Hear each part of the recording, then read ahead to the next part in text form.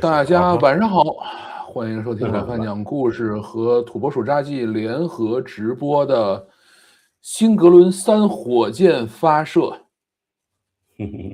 新格伦火箭的第3次飞行实验，也是我们要看一下这次最大的看点呢，应该是大家都知道新格伦火箭2飞的时候，那么1子级就成功回收了，而这次呢，新格伦火箭的3飞用的是复用的，就是回收的这个1子级，所以的话，2飞的时候这个回收过来的1子级，在3飞的时候就要用。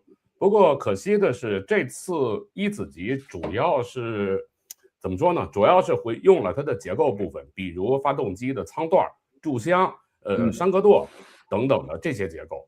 但是那7台 BE4 的液氢那个甲烷液氧发动机，这次是没有复用，全是换的新的发动机，这是稍微遗憾一点的地方。但是总体来讲的话，这次新格伦火箭的这个复飞还是非常非常值得看的。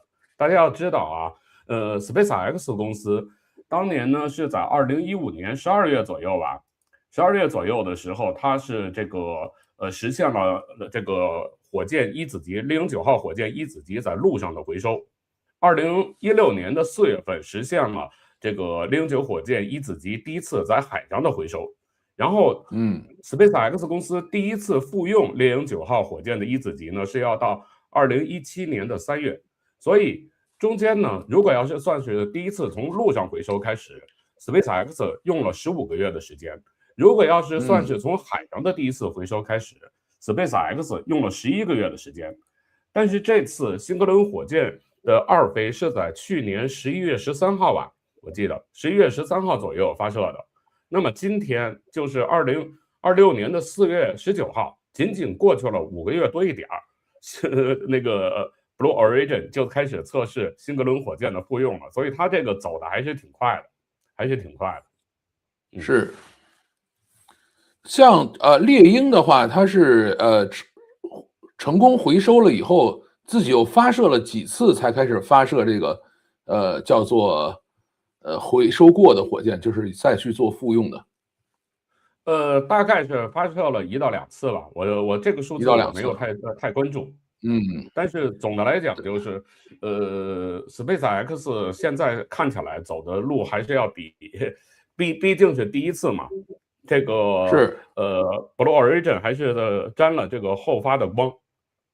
是，它等于是后发，然后前面有这个 SpaceX 给它趟了路了，所以呢就是回收了以后，第一次它实际上是第一回回收成功，然后就直接把这颗火箭拎回来再发了。对，因为你看 SpaceX 它最少第一次是2015年年底的陆上回收，然后呢2016年4月份的那次海上回收的时候，那就等于是另一枚火箭了。所以的话，它最少要间隔了1次嘛，最少要间隔了1次，对吧？是，对，所以我觉得这一次新格伦火箭起的这个名字也很好，或者它应该叫起了一个写了一句话在上面吧，就是叫不要跟我讲这个概率。对，不要，No tell me about odds。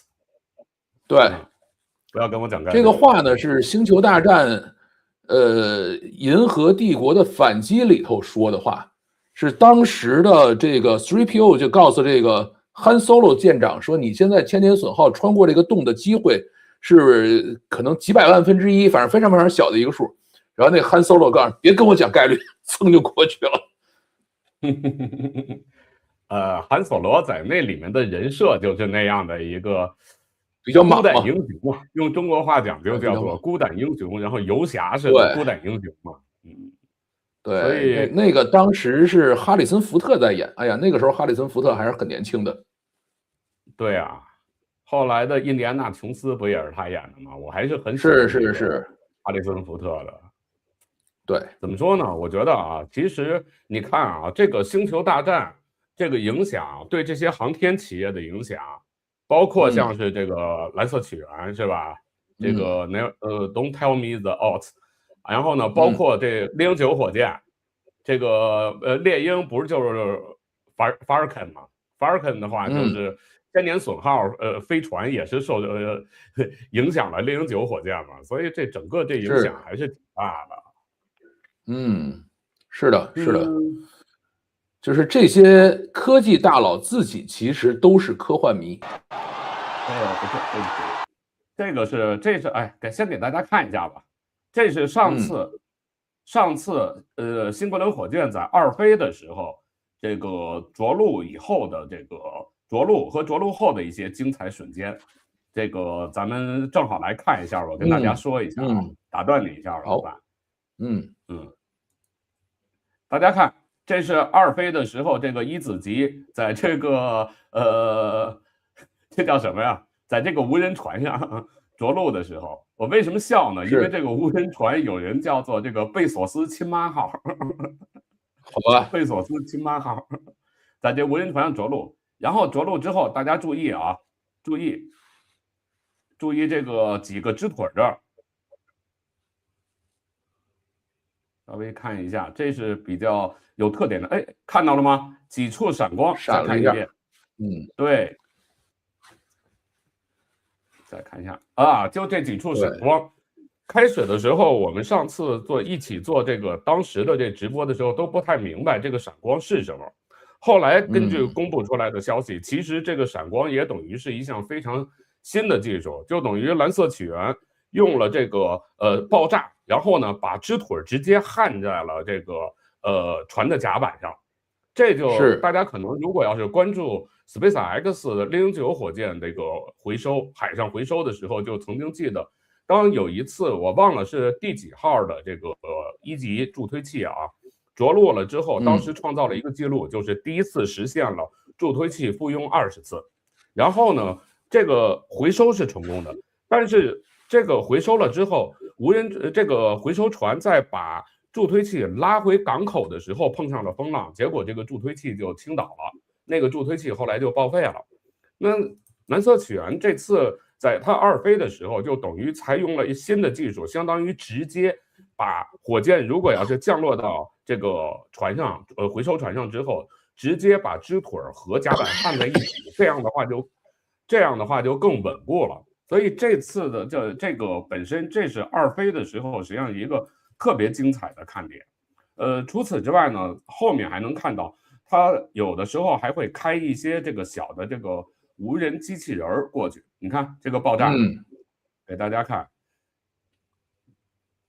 这是等于当时2飞的时候的。那我希望在这次咱们的这个3飞的时候，能继续看到这个就是相应的这个就是爆炸焊接这一点。这个等于出了这件事儿以后，我知道国内很多民企啊、民营航天企业也都在琢磨着怎么样能够爆炸焊接，能够把这个给这个就是焊接上，这是一块儿。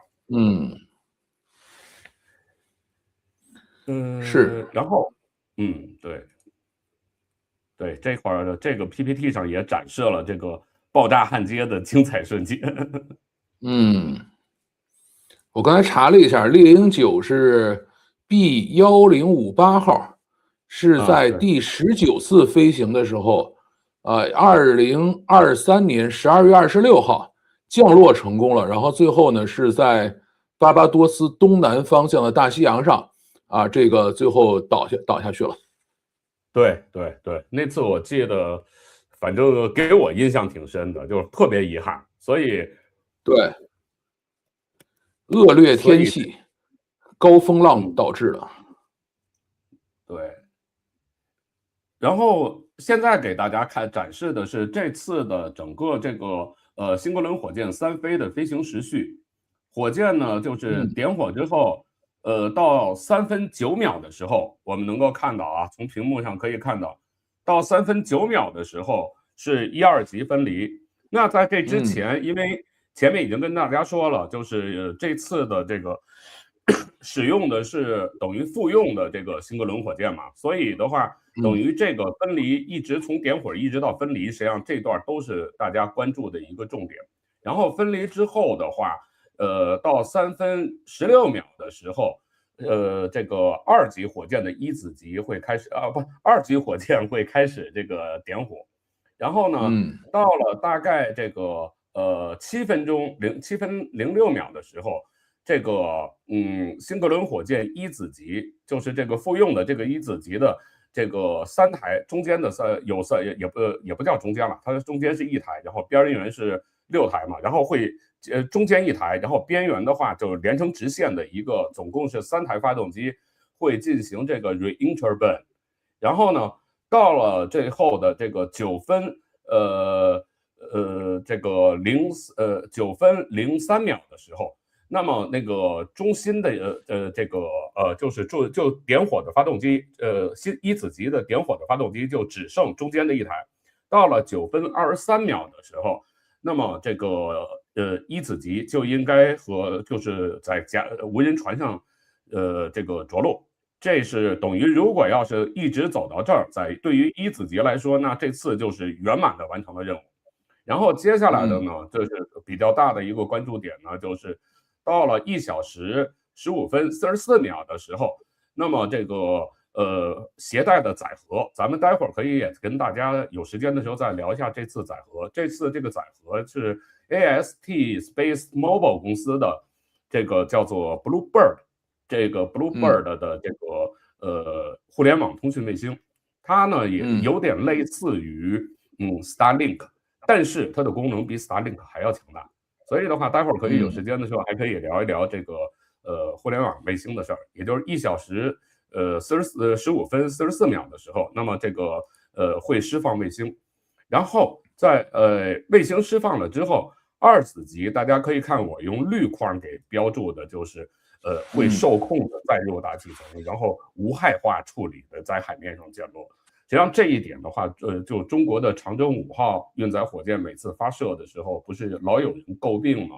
就是无控的返回大气层，有可能对人员、对地面的财产什么的造成一些危害。你看人家蓝色起源连2子级都不说1子级，2子级都是受控的载入大气层，所以等于他们在这些方面做的还是比较谨慎的，还是比较细致的。对。这是时序，然后呢，大家也可以看一下整个这个飞行剖面，就是差不多是这样。几个关键点上我也都给它注了这个时间。老范。对，所以这一次发射的是一个真实的有用的卫星，对吧？它并不是一个实验任务。对，2飞的时候实际上也是有用的卫星。2飞也是有用的卫星，这次也是。它这次发射的叫做这个 Bluebird， 是一款这个互联网卫星，而且它卫星非常大啊，6吨多重，有6吨多重。它的你像一般的现在的这个 Starlink 卫星大概也就是1吨重，但是这次发射的这个 Bluebird 它有6吨多重，而且如果我们把Starlink 理解成为是一种这个太空的这个路由器的话，太空 WiFi 的话，那这个就是太空基站了。所以的话，这个 Bluebird 这种卫星是 AST 公司打算，它的构想就是等于发大概60颗在近地轨道上，然后形成60个太空基站。目前它的倾角是53度左右，这样的话能覆盖世界上这些人口密集的地区，然后呢为这个用户提供直接到这个手机直接到卫星的服务，每个手机这个上行的宽带大概可以到下行的带宽大概可以到120兆，所以这还是比较让人振奋的。是，对，这个也是又一个跟 Starlink 竞争的。对。可以看一下，这就是这个 Bluebird 的这卫星，你可以看到它为了能够就是连接很多的，就是能够直接连接到手机，所以它要有一个特别巨大的天线阵列。它的天线大概是展开了大概是230几平方米，是那个 Starlink 卫星的10倍以上。你这个数不对吧？应该我看的数据是240平方英尺。240平方英尺吗？我可能看错了。对，美国人应该是用英尺的，我觉得240平米的话，就大10倍，你这个数就不，我觉得不可能是240平方英尺。你这么说的话，我查一下吧。不可能是240平方英尺，就是20几平方米。那个就你240平方英尺就20几平方米吗？不太可能。对啊，10倍嘛。啊，我查一下啊，等会儿你看一下吧。天线，我正好我去看一下我的空调，稍等啊，你也先查一下面积和这个。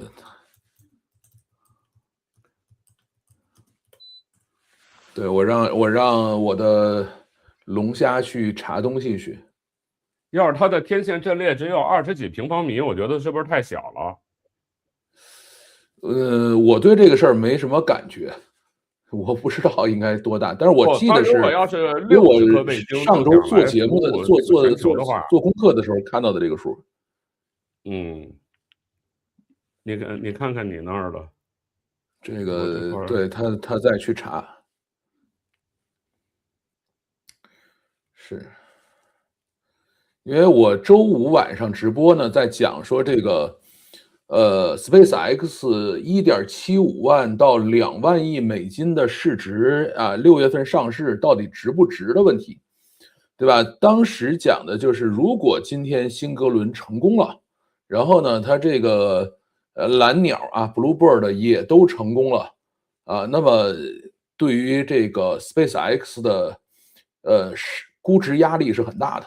因为原来是独一份儿，对吧？现在等于就没有那么独一份儿了。虽然可能像就是 Starship 什么还是独一份儿啊，但是这个可以发射到轨道上的这个卫星，然后再加上这个 Starlink 这个东西呢，就没有那么独一份儿了。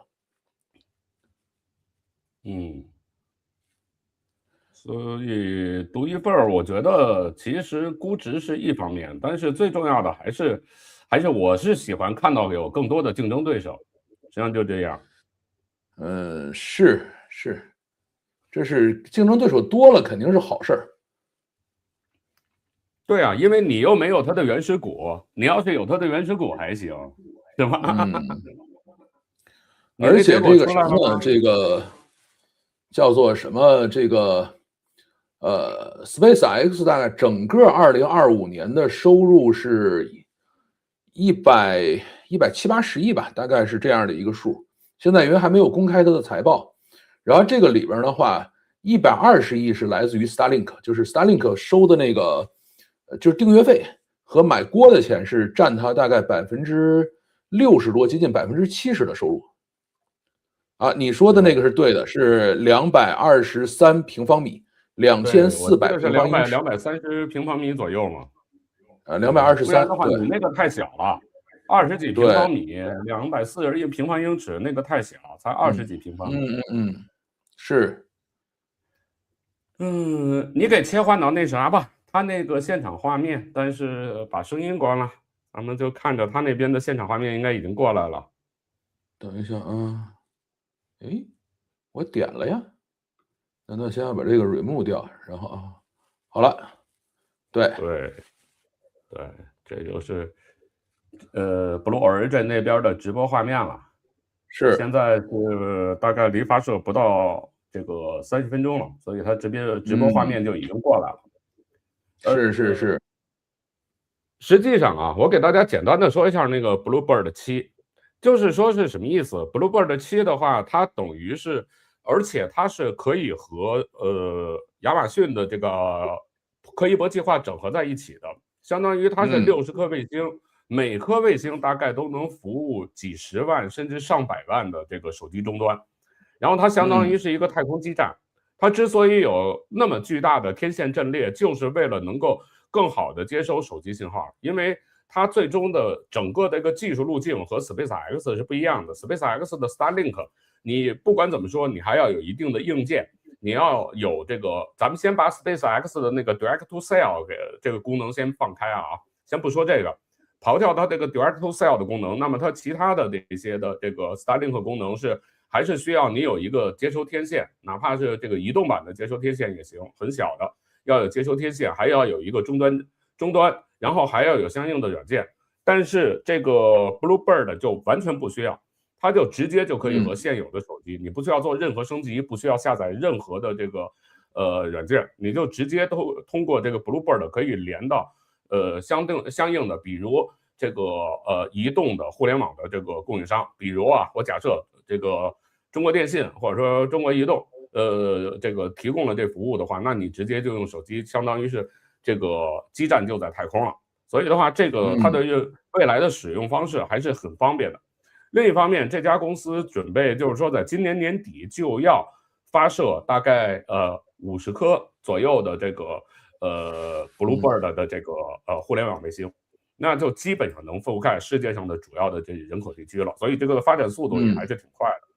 这次发射的已经是 Bluebird 的第7颗星，前面已经发射了6颗，这次要发射的是第7颗，而且前面发射这6颗已经分成了2代，从第1颗到第5颗是第1代，那么可能那个重量还稍微少一点，那些都是用猎鹰9火箭发射的。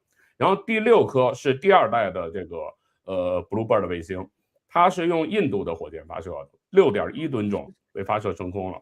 然后这次用这个新格伦火箭是发射的第2颗第2代的 Bluebird 卫星。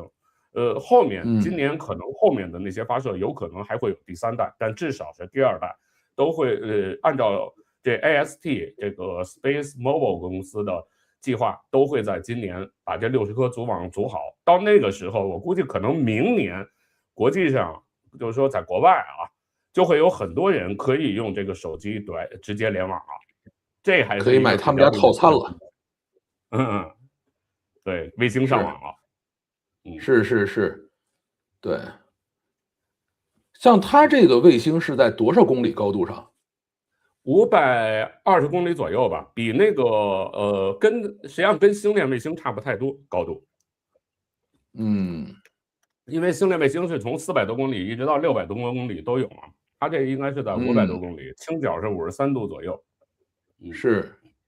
那它发射这么多的话，是不是有一部分也是 Starlink 给它发上去的？不是 Starlink， 是用猎鹰9发嘛？猎鹰9可以给它猎鹰9发嘛？不对，SpaceX 应该叫 SpaceX 发上去。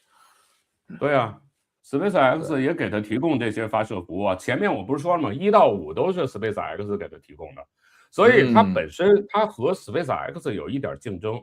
我刚才说 SpaceX 的那个 Starlink 就相当于一个 WiFi， 那是咱们没谈这个 Direct to Cell 功能。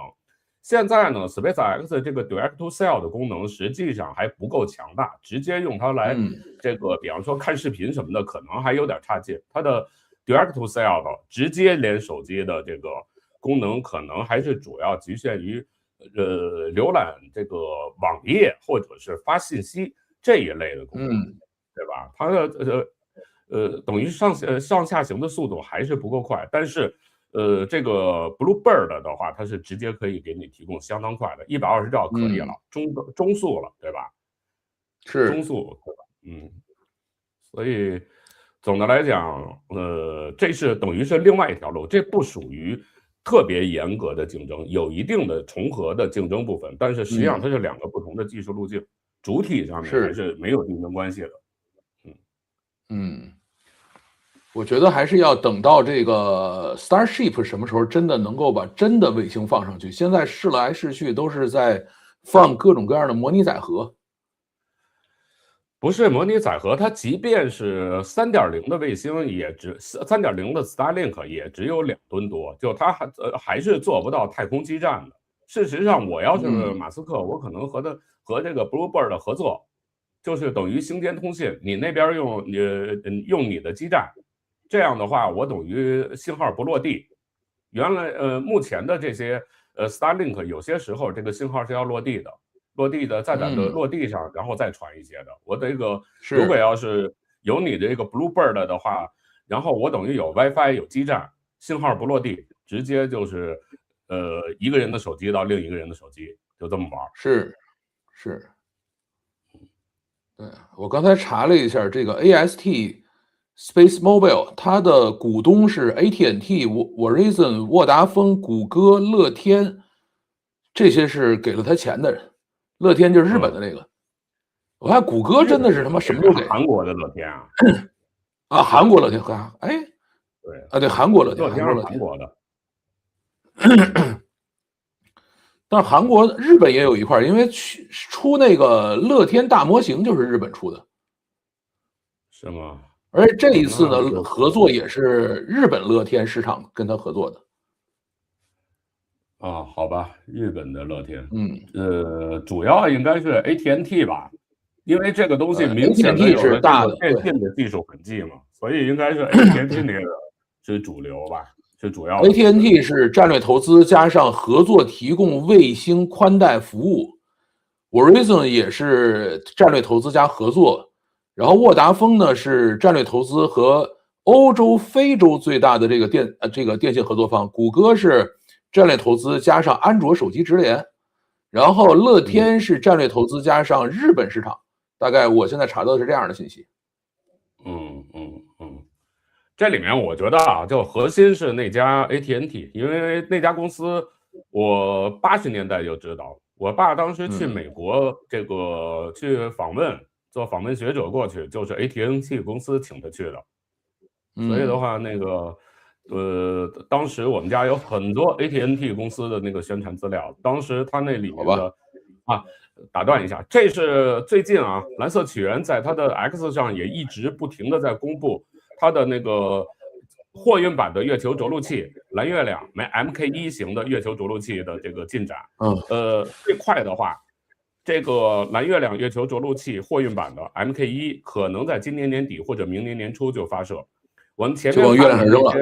美国的其他的那些公司，不管是萤火虫还是直觉机器还是航天机器人，那些着陆器一般来讲的这个落月的质量可能只有个2吨3吨，然后1吨2吨，然后呢能够向月球携带的载荷的话呢，可能就是100公斤150公斤，大概是这样子。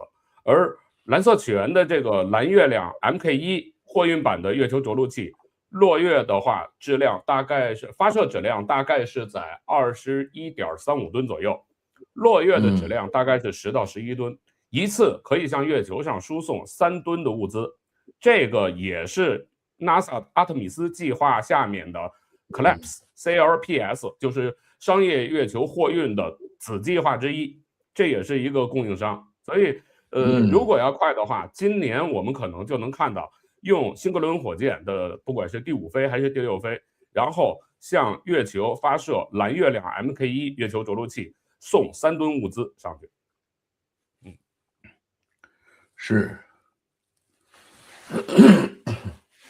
所以这个也是比较令人振奋的。所以现在来看，整个月球的这一块的这个美国的这个阿特米斯计划的发展，真的是进展是很快很快的。要远远的快于就是说我们一般的想象，真的是非常快。是。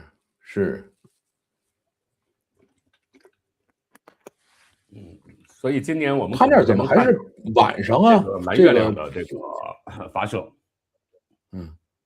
对，他那怎么还是晚上啊？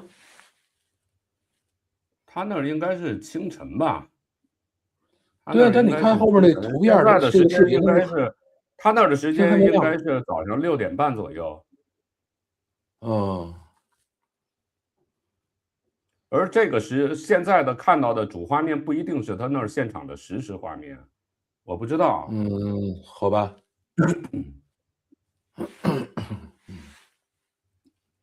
但是基本上我能够知道的就是，他那儿的时间和咱们和北京时间应该是差12个小时，和我这儿应该是差11个小时。是吧？是。现在还有17分钟。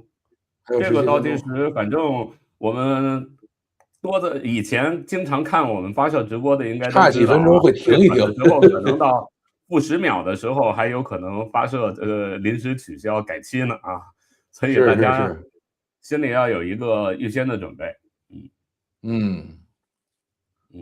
有人告诉我们，这是美国。这个应该是上午6点45，现在。他现在在各分系统检查。根据他这儿的报道的话，就现场报道的这各系统还都是正常的。哎，它旁边为什么点个大火炬啊？原来那个 SpaceX 发射旁边有这大火炬吗？这就各个采用的不一样。你包括以前的油井的旁边不也都是有一个点一个火炬吗？或者说对，那个是为了把那个什么烧掉嘛，把它排出来的那个什么天然气烧掉嘛。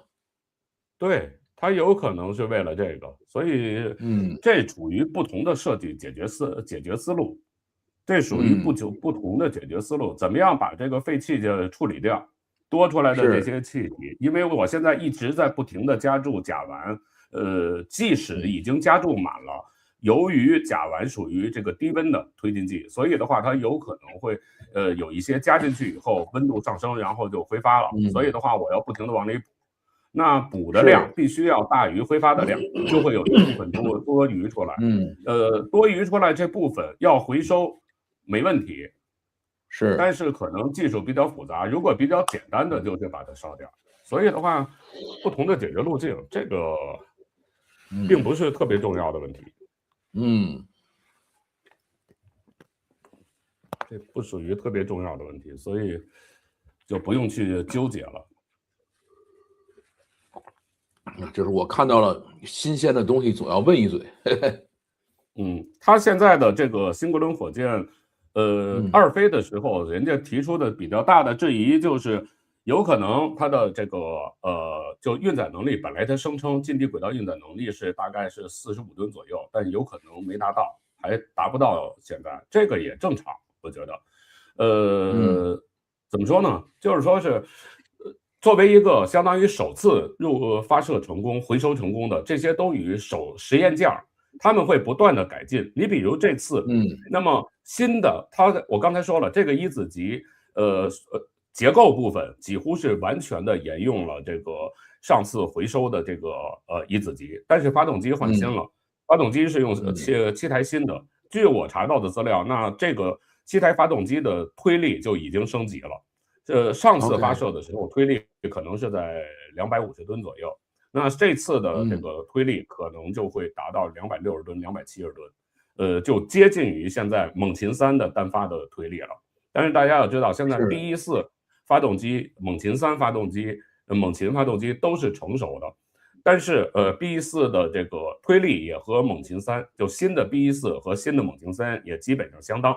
但是呢，这个推重比的话，那猛禽要远远的高于 B14。就相当于每台推力相同，所以猛禽的3的这个发动机的自重要远远的低于这个B14，可能只有 B14重量的50%到60%左右，这就是 SpaceX 的技术了。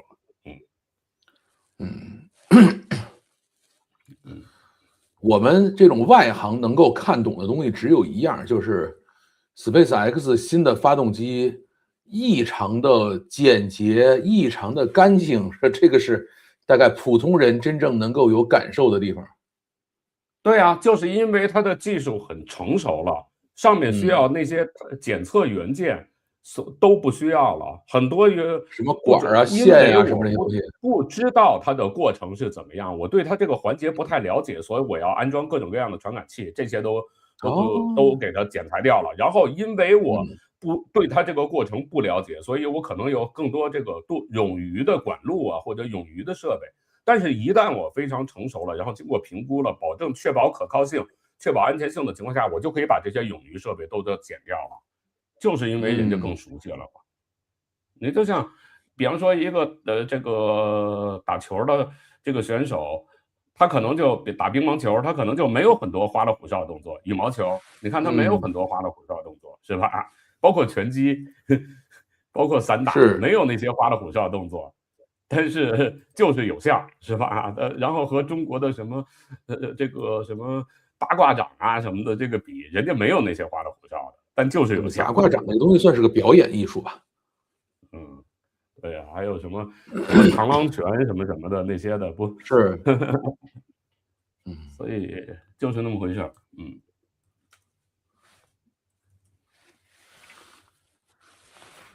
然后还有什么？现在应该还有11分钟，还有11分钟38秒、37秒，时间还在稳步的前进。等我看一眼我的播放，它有时候这种直播会落那么一点啊，不落，还行。它是这样的啊，那个一般会有几个检查点，走到那个检查点的时候，有可能会把这个倒计时先暂停，然后呢，我们各个系统再去查一下，再去确认一下，也不叫查一下，再去确认一下。所以所谓的这个发射的这个时刻，并不是像大家想的说这个点我就一定要这个点这个点走，实际上是给一个时间段，然后呢，关键是我要确认在走到某一个时刻的时候，比如负10分钟或者说负3分钟的时候，我所有其他的那些检查到这个时刻的时候，它应该是正常的，都得给我报正常。如果在那之前没报出来的话，那我可以让倒计时的时钟先停下来，然后我去确认那些人给我的回复是不是正常，好吧？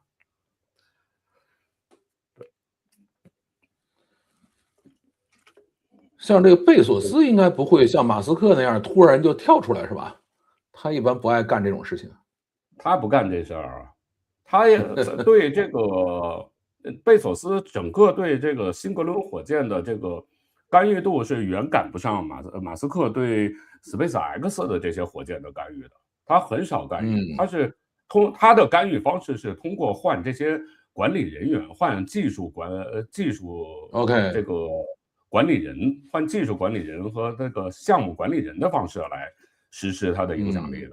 马斯克的话，相应来讲对航天的技术，我觉得他基本上达到总师的那个水平了嘛，总师副总师的水平了。贝索斯显然是没有那么高的技术水平的，在航天上就是如果你把马斯克招到中国运载火箭技术研究院，然后给他个型号，让他熟悉2年，给他个总师、副总师、总体的副总师，或者是直接就是型号的总师都没问题。差不离是这意思。就有说 AIST 第一阶段大概是90颗，新生成到350颗星啊，那还是主要靠大颗，数量不多。对，实际上 AST 就是差不离就是这个意思，它主要就是靠这个做的基站，而不是像马斯克那样做 WiFi。这是它的一个技术发展方向。对，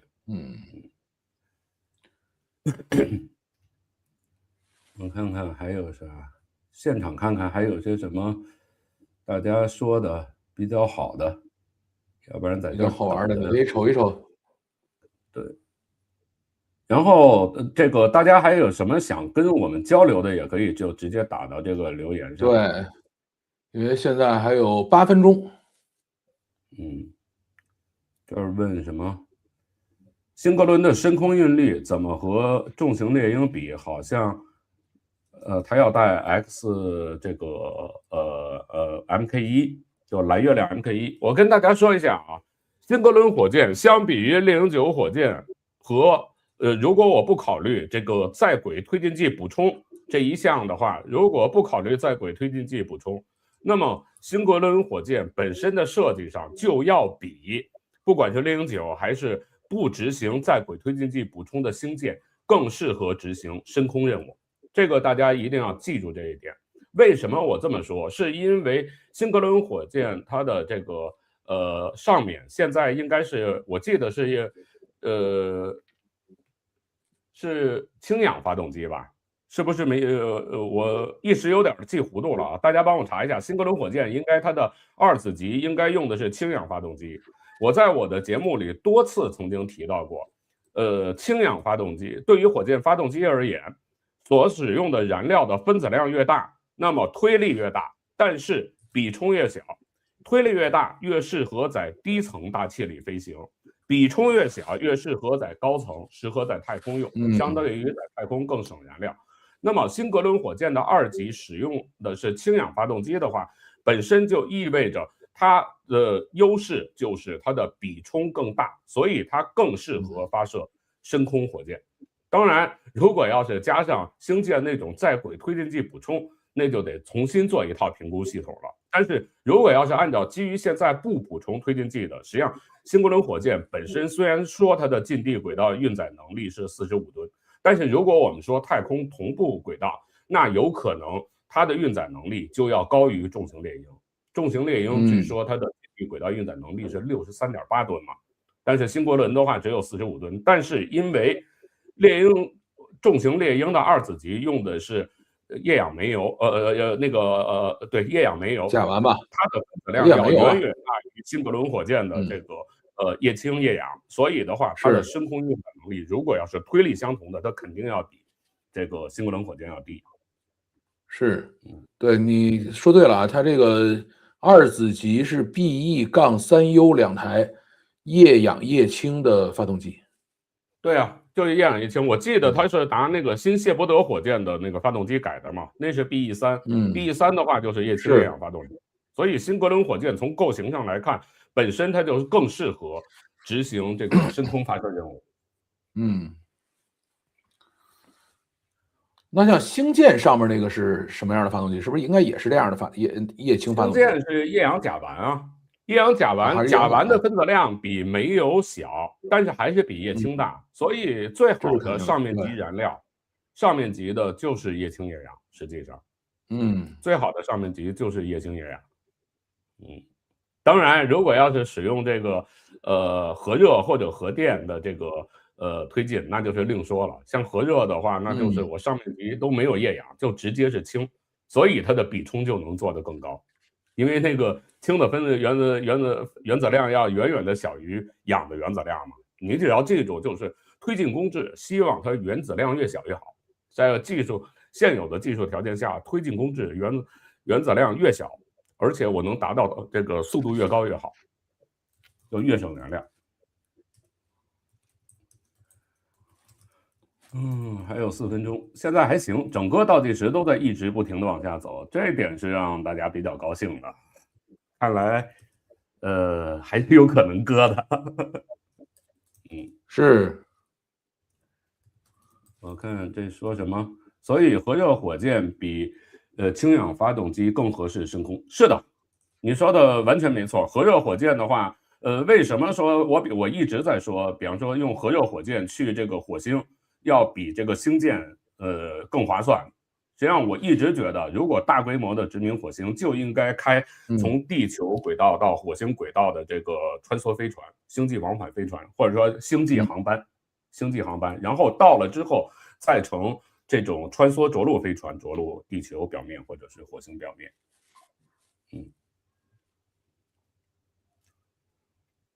行，现在的倒计时好像停在那儿了。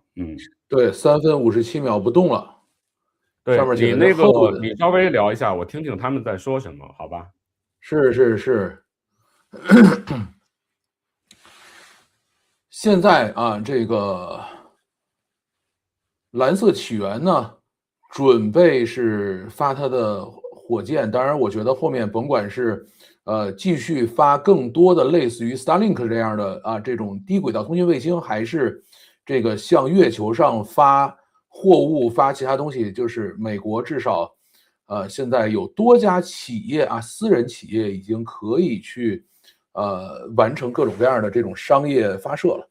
而国内的话，现在好像这些私人公司还在努力的做测试啊。这个目前为止，国内能够成功发射的，应该都还是航天部的这些火箭。但是从现在中美两国的状态看，未来一定还是要主要依赖于私人的这种商业航天，大家都在向着一个方向走。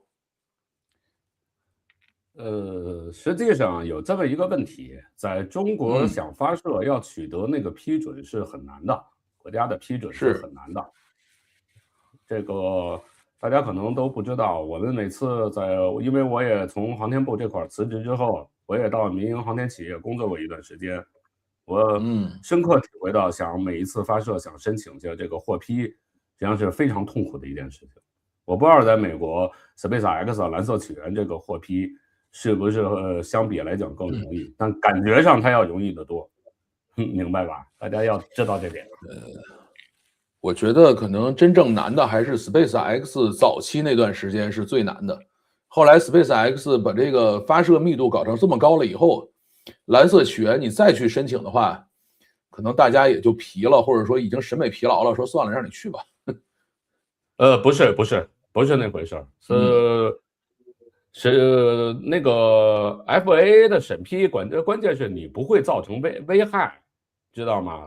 它和中国的审批是不一样的，它是审批的是FAA 主要就只审批你不会造成危害，所以的话，那个审批难度是完全不一样的。我不方便说的太明，大家自己去体会就明白。我知道，是美国的监管本来就很少，其实也不一定，就是有很多的这种监管和法规的事情吧，美国可能会更严格一些，但是中国呢，好多东西其实属于不确定性。今天因为还在跟我看散人在讲那个什么嘛，讲那个就是各种卫生检查呀什么这种事儿，就是它其实好多这个东西就不确定，你不一定说做到哪一步就一定能过，对吧？或者说告诉你不过了，你可以去跟他去 argue， 什么都没有，就是说你不过就不过，其实非常大的不确定性。像美国就可能规则很严格，但是呢，你只要确实做到了，他就确实让你过。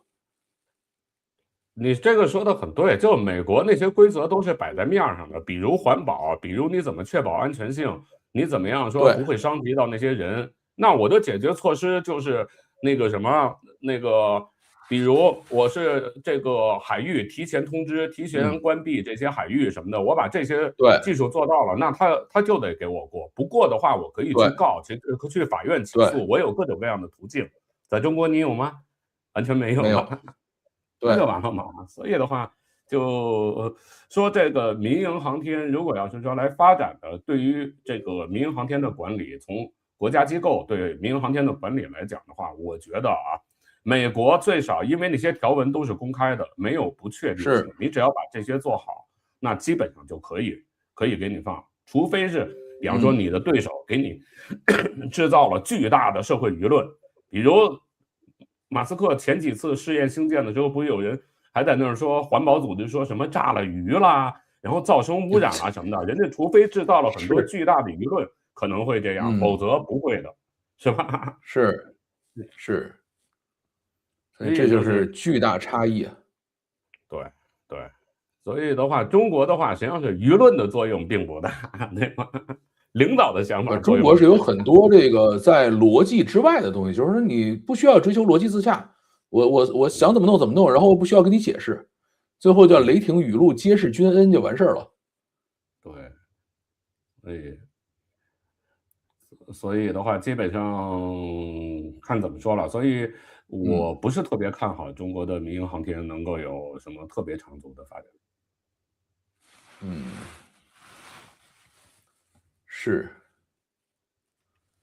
但是今年好像就是中国的这几个民营航天公司也在很努力的折腾，因为他们想上市嘛。对啊，一个是想上市，另外一个是中国国家迫切需要火箭回收复用技术啊，迫切需要啊。你现在星链这个网你已经赶不上了，对吧？你就追不上了。中国自己有说搞这个千帆，搞这个国网，最后说是希望它能够就是大到能够和这个能够和Starlink 来抗衡，但是现在看的差距太远了，是吧？现在你的卫星在轨卫星数量连 Project Kuiper 都比不上，连蓝色起源的这个或者亚马逊的这个就第二等，你和其他人家的第二位、第三位的这个低轨互联网星座的数量也已经比不上了。为什么？你用长征5号火箭去发射，你的发射成本要比别人高太多了。你这个网就算用长征5号发射，就算建成了，你也没法就是盈利，没法跟人竞争，更何况你还有限制。是。所以你那边后台有没有解释说为什么停了？没有，现在一直没有。他们也是在闲聊是吧？没有闲聊，现在就后台就没有生意了。就只是放的音乐。所以的话，这个不用太去在乎它是为什么。刚才我就跟大家说，会走到某个时间点的，然后就会 check 一下，这就是我们发射的时候也会经常碰上正常的。然后所有的这个 check 完了之后，就会告诉大家，要么比方说取消了，或者说是有不合格的取消了，或者呢告诉他就是大家就是会继续往下走。他的这种做法，实际上大家要知道啊，像 SpaceX 那样的把各种各样的状态都告诉你，就透明度搞这么高的，那不是常态，那不是航天企业干的活。而像蓝色起源这样的，相对来讲，它的透明度要比这个 SpaceX 要差很多，但是它比 NASA 的透明度还是要高。是正常的航天企业应该是 NASA 的那个透明度。是我听一下啊。但我觉得 SpaceX 这种表演的话，大家也在学。我觉得蓝色起源的卫星发射，咱们俩应该也是，这是第2次还是第3次，给大家做直播了，也是在逐渐改进过程中，每一次比每一次的东西会多一些。上一次我就不记得有这个像什么美女主持啊，还有很多这些东西，我觉得这也算是一个有人做了榜样，那就学呗，这次没办法的事情。国内的话，目前还都是说先发完了以后呢，再研究新闻稿怎么写，对吧？一般还没有看到谁说我直接就给大家直播了这种事儿。我觉得这个还是要注意政治影响啊，要注意大局观的。我正在听他在解释啊，现在他没有解释为什么在这个停下来了。是。所以你就是不用对我说，老范，你就对着这个。是，对，我了解，是。对，最近好像说是中国的叫什么空间站上的人要多待1个月，就是现在，但是具体为什么我还没看，反正说是比原来计划要多在空间站上停留1个月的时间。什么？你是说这个比原来计划要多停留1个月时间是吗？对。怎么了？就是中国的空间站上的这几个航天员要比原计划多停留1个月，但是具体原因我没看，不知道出什么事儿了。不是不知道出什么事儿，我告诉你怎么样，我没有那个内部消息啊。首先就是说我凭我做个航天20多年，我告诉大家是怎么回事。还记得神舟20号飞船的那个飞船舷窗出了事儿吗？裂了，对。对啊，然后的话，最后是这个宇航员是等于神舟20号乘务组是坐神舟21号回来的，对吧？然后又补发了一个神舟22号飞船上去，让那个神舟21号乘务组能够回来，是吧？那下面的实际上等于就是你原来是打算今年打这个神舟22号飞船的，原来比如说今年4月份或者5月份打，结果神舟22号飞船去年打了。那就是今年4月份或者5月份要打神舟23号飞船，那23号飞船有生产进度，有这个实验进度做出来的，现在等于一下提前半年，他赶不及，就这么简单，就是这么简单的事儿，已经提速了，但是不能把它提到了4月份、5月份，可能只能提到6月份，就这么简单一回事儿，好吗？等于上次是寅吃卯粮了，那么现在我们得把那个卯粮重新种出来了，所以的话，你这次你得把那个后面子丑寅卯辰，你把辰时的东西提到卯了，你要提到卯，但是实在是提不到卯时正课，你只能提到卯时初课，是吧？就这么回事嘛。是，这个对，太简单了。所以我就是说，可能就像这种事儿，好多不搞航天的，你们可能想不到。实际上对我来讲的话，对，一看就门清。这个太正常了哈，这就应该是这样的，不晚了才怪了。对啊，他如果能够提到正课的话，那我就可以告诉他，你们当时安排的那个生产进度有问题，你们安排的太宽松了，你们自己的工作量太小。我作为搞技术的、搞技术管理的，我就说你们肯定是偷懒了，明白吗？是。对吧？你整个那个生产进度都是按照半年一发、半年一发配置的，现在突然要把其中一发提前半年，那我做不到。是，而且它不光是要提前这个，还要把后边应该它还要有一些备份的设备也得都做出来嘛。就是你万一这个发生你在这儿什么小毛病，你还得补救啊。这是我刚才只是简单的跟大家说的，实际上如果要再复杂一点，现在一直说发射的时候是发一备一，也就是说，对，如果要证实，假设原来证实是5月份要发射这个去天宫号空间站上换班的飞船，原来是要用22号飞船，现在得用23。那么5月份的时候，不仅23号飞船要发射，24号飞船也得生产好作为备份。是。对，所以的话，这里面可能是23号飞船提不到这么早，也可能是24号飞船提不到这么早。是，这就是整个这个生产进度排班的问题，实际上就是。你看那边天亮了。对啊，所以差不多这个时间点，窗口期总共是2个小时时间，2个小时，所以的话大概一直可以到8点45，如果要是那什么的话，但是反正现在是试验飞行，如果有可能出现，比方说推迟啊，或者说临时取消改期啊，这些都属于正常现象。虽然是，可能就有点对不起大家了，如果要是临时取消的话。但是这个没办法，这就是航天实验。咱们看这种东西就应该能够理解这件事儿。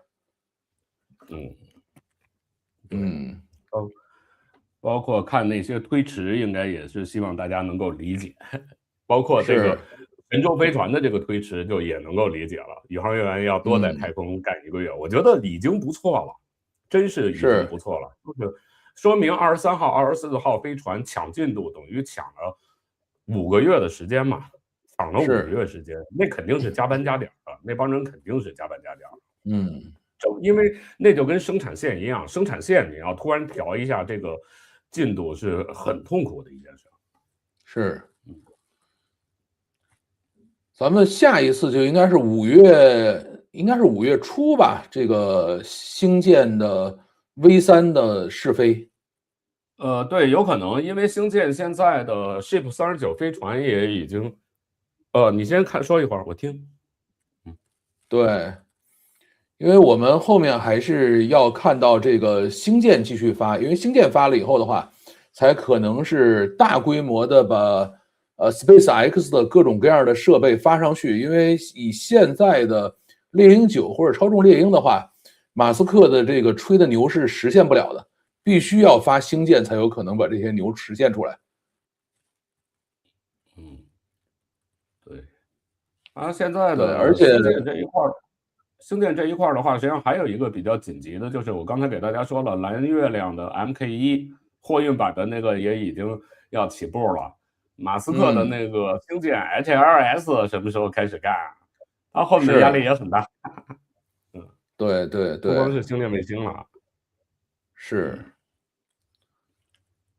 马斯克还是要努力啊，因为他下边一件事就是6月份要上市嘛，6月份要 IPO 嘛。而且5月份还有一件大事儿，董王要来，对吧？而且5月份董王现在还在那闹幺蛾子呢。他说我要去啊，我去了还要带着儿子去，还要带着他二儿子来。他二儿子是专门玩比特币的，原来是跟像那个咱们这边各种矿机公司都是有联系的。他要带着儿子来，他说我儿子完全就是私人身份来访，然后说我还要在中国见到一个很特殊的人。因为他的访问时间再往后1天，普京来，如果他在这耗1天的话，他们仨就有可能在这碰上。那是什么情况啊？因为普京也是5月份要来，普京是现在计划的是普京是17号来，他应该是16号走，就是按计划他应该16号走。他如果16号不走，说我在这儿再晃1天，那这个3巨头就可以开会了。反正是川普总统总爱玩花活是吧？对，川普总统总玩花活。对，所以对他的这些东西，我觉得至少川普说的很多话不能够全信。是吧？我觉得最少是这样。对，对，但是他呢，也就经常想一些让你想入非非的事情，对吧？说我要去，然后我还会见到一个你们想不到的人，你们想想是谁？是指普京吗？那就不知道了呀。但这他不能说嘛，对吧？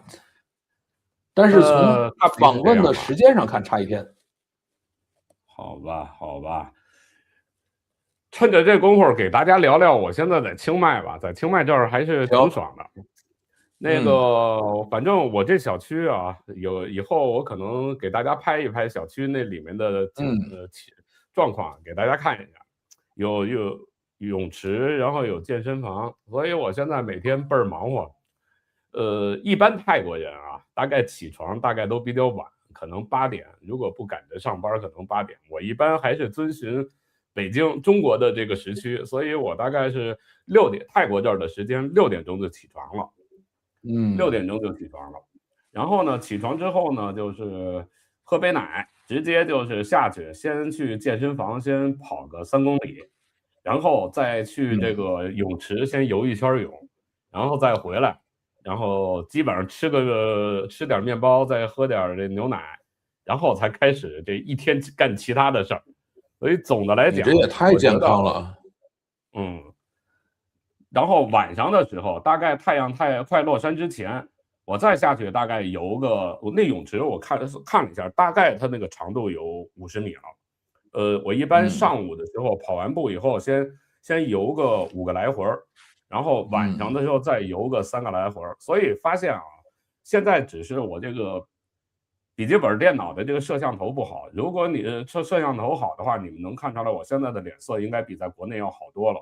黑眼圈已经完全没了，就是因为整天游泳晒得倍儿黑这一点，所以感觉上从这个精神上也感觉很好，然后睡觉也睡得特别好，基本上就是一觉就到天亮，这是让我挺高兴的。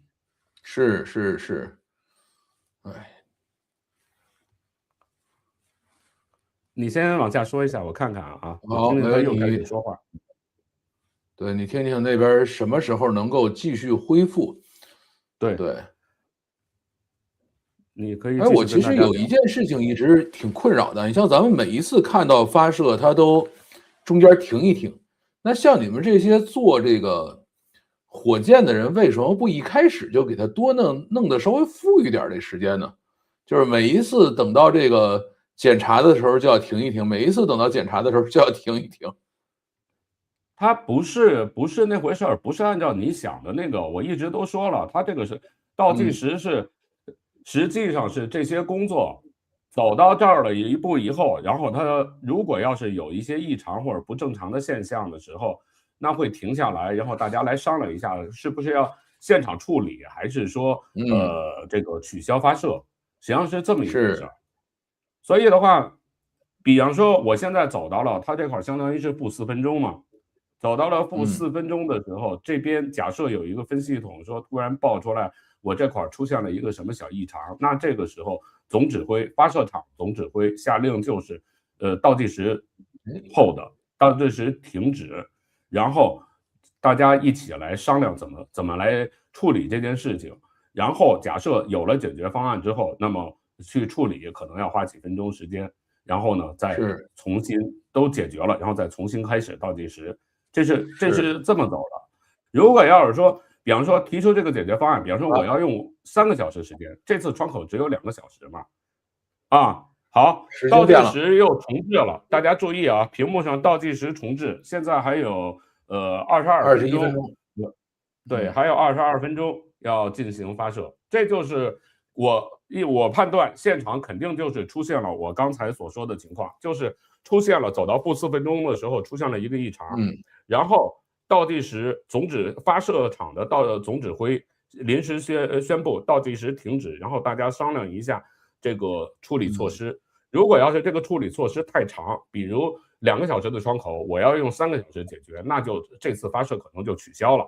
如果比方说2个小时的窗口，我用5分钟就能解决，那么这个我们就得继续商量，然后解决了之后，我是继续把倒计时往前走，还是回拨这个倒计时？像这次就是回拨，因为我前面的等于有一些可能是没检测到的地方，或者说忽略了地方，所以我回拨。那这次典型就是又回到了负22分钟，等于重走一遍前面走过的一些路。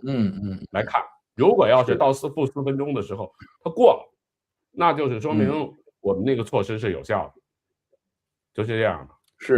是，对，这个只要这个表还在就行。因为刚才我突然发现这个表没了，哎，我说这个要干嘛？后来发现又出来了，甭管这个时间剩多少，都还是它这个表是一直在的，只不过给你直播画面里的表可能临时是行了。在我们的指挥大厅里，那个表是一直在的。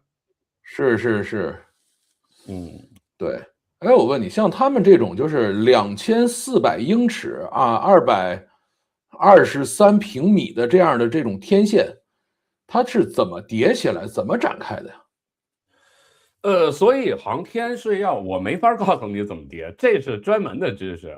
NASA 就是包括中国啊，就是专门有的时候会专门招那个叠纸叠特别好的，就是比方说你原来叠个千纸鹤呀，叠个什么，会专门招这种叠纸叠的特别好的人，然后让他们去琢磨天线怎么叠，这是一个专业。这是一个专业，你知道吗？所以你问我这个，但这个专业实际上是就是很独特的一个专业。他们实际上他不管那个，也不一定非要有大学学历、研究生学历，不需要这个，这是一个专门的专业。OK，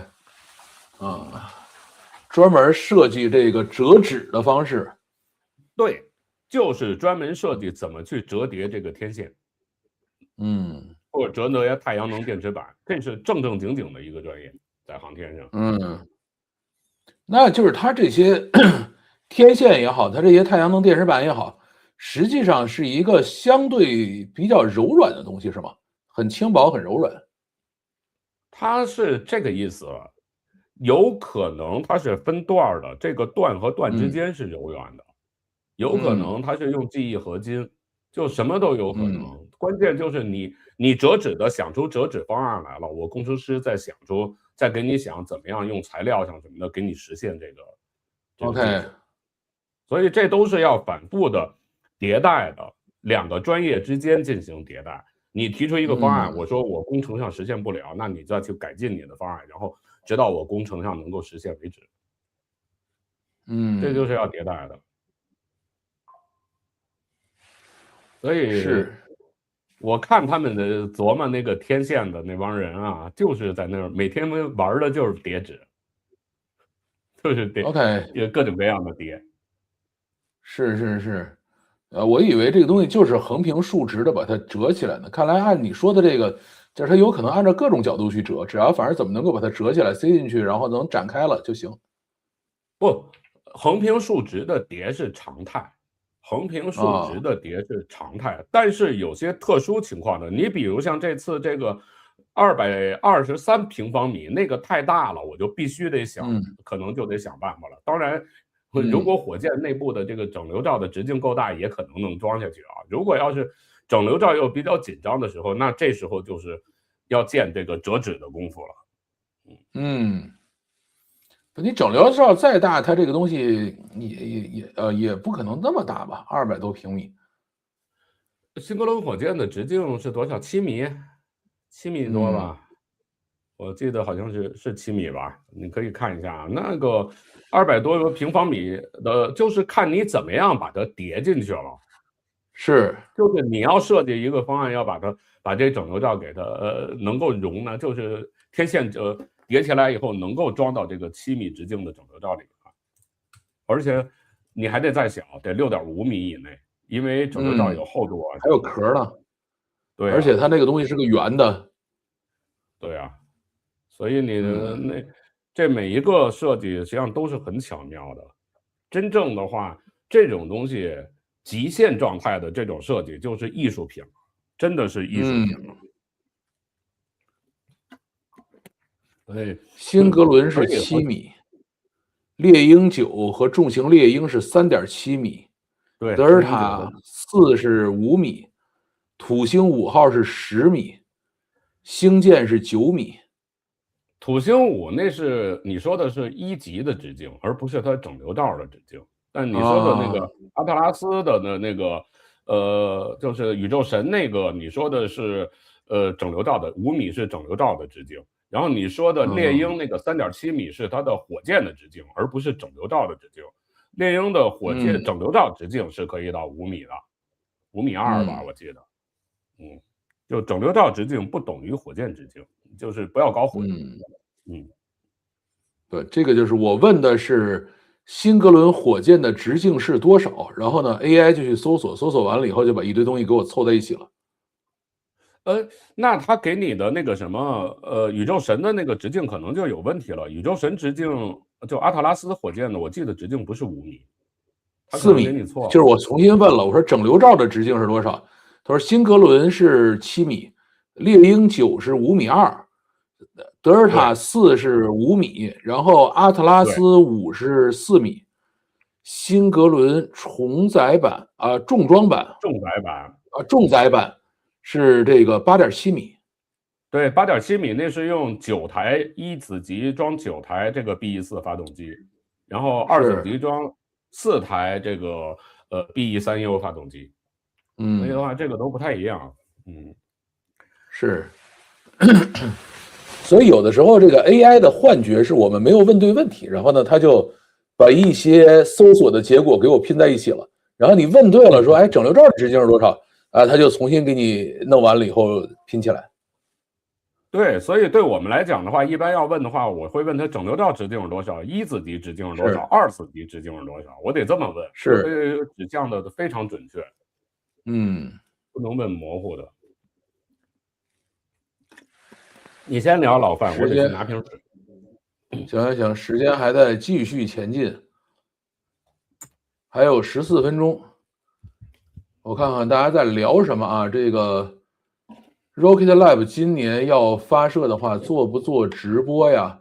而且我听说他们家的火箭舰体和材料还挺跟那其余几家不太一样的啊，说是还设计了一个像鳄鱼嘴那种啊，直接吐完了以后直接关闭那种啊。这个待会儿问问土拨鼠吧，他看看做不做直播。像我的话，时间合适肯定会做啊。然后像大的，比如说像星舰，我一般会出来蹭这个直播。但有的时候，比如说特别早、特别晚的这种，就我未必起得来。呀，这个还有来了，两位辛苦，你们都点赞了没有？给我们2个人都点赞啊！这个刚来的这个你运气很好啊，这个因为重新计时了，否则的话你就来晚了，对吧？现在还没发呢，刚刚计到这个3分多的时候停了很久啊，2分57还是什么啊？3分57停了很久啊，然后呢，现在重新计时的20分钟，你的运气非常非常好，就冲着这么好的运气，千万给我们点个赞啊！这个200多平米的天线有没有可能是和卫星分开运输的？在天上组合应该不会吧？应该是一把都扔上去。你像它6吨的卫星，你如果天线还分开的话，这咋弄啊？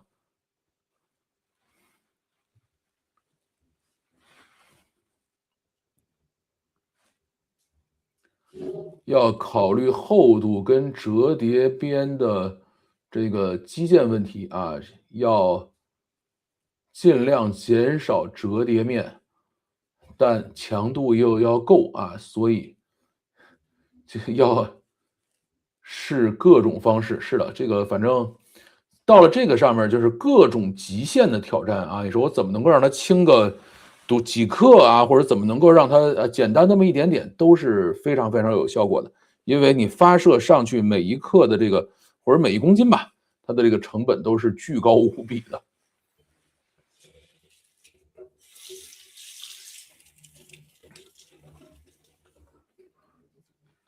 时间久了，这个玩意儿过热怎么办？烧了呗，然后再接着往里加呗。老范，你觉得土工像不像这个？哎呀，我觉得人怎么样，咱们就不用去研究了，咱们还是接着等着看火箭吧。现在还剩11分钟，还剩11分钟，好啊。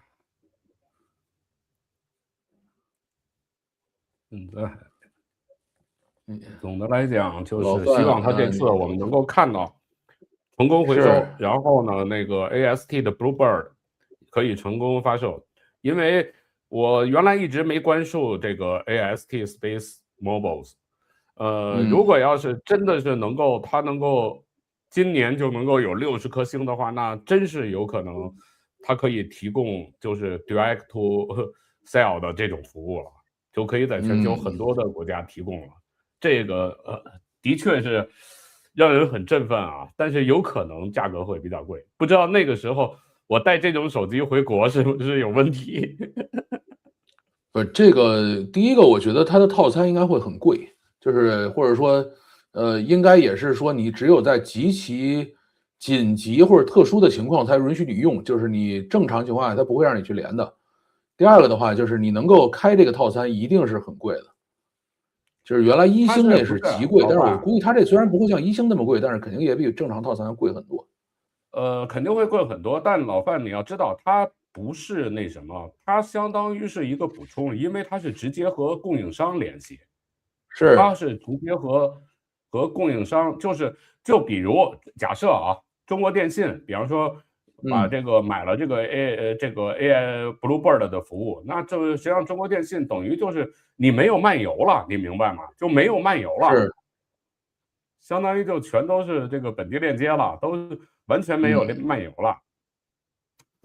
这才是它的本质，你就没有 roaming 了。这才是让人真正比较振奋的地方。是啊，这就是号称叫做贝索斯亲妈号 Jacqueline 号，那个一子级的回收船。是。像这种回收船都应该是无人的吧？就是因为你万一掉下来砸着什么的，这个都没法整。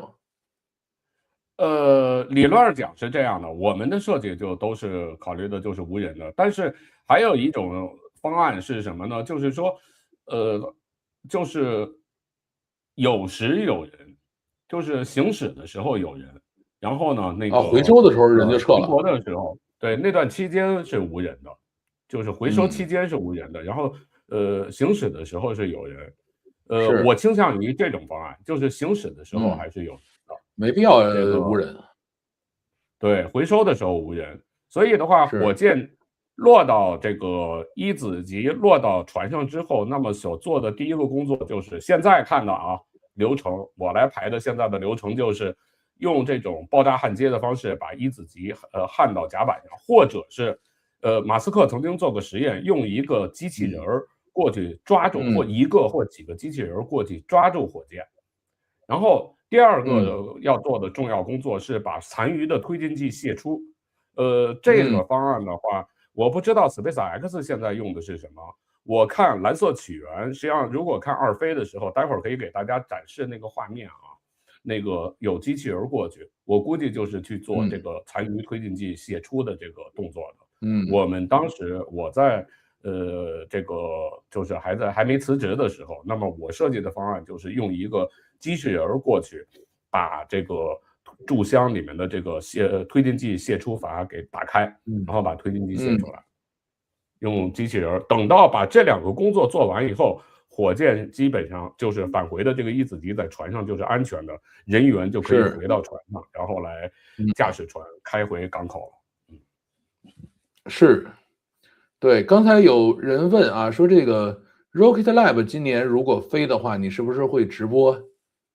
我肯定直播中子号火箭吧？你是指的是中子号火箭吧？那个肯定也是直播，那也是一个很特殊的设计。它的中子号火箭的设计其实有一点像阿特拉斯5系列的火箭，阿特拉斯551，就是那个捆5个助推器的那个火箭。如果你看的话，它就很有意思，整流罩5米，然后捆5个助推器，它的那个整流罩又长又粗。它把整流罩把整个二子级包裹在了那个整流罩里，这是一个很独特的设计。那Rocket Lab 的这个中子号火箭号称也是可回收火箭，它的一子级也是可回收的，而且它的一子级的顶端直接就带着一个那个整流罩，那个整流罩还不是像一般的整流罩是直接飞到空中，然后抛开，然后落到海面上再回收啊，或者是怎么样的。而中子号火箭的那个整流罩，它是跟河马似的，就一张大嘴，啪的一下张开，2级飞出去，然后再合上，然后回收的时候是1子级带着整流罩直接在船上或者在地面回收，所以这也是很独特的，等于是另一条技术解决路径。所以我只要条件允许，我肯定会给大家做直播的。我刚才查了一下，它今年的发射计划，礼拜4，4月23号。中子号，它上面写的是个日本的，叫 Kakushin Racing，4月23号，放的是这个，不是中子号的，不是中子号，要看那个中子号，在日本的那个，那可能是日本的某些这个民营的这个火箭公司，那就是对，它是 JAXI。还有5分钟，是的，还有5分钟啊，咱们时间还在继续往前走。走到看看4分钟，刚才是3分57秒是吧？咱们看看3分57秒是不是过了？但是我提醒大家啊，我碰上最多的时候，倒计时走到-3秒钟的时候，还曾经退出过发射呢。别乌鸦嘴。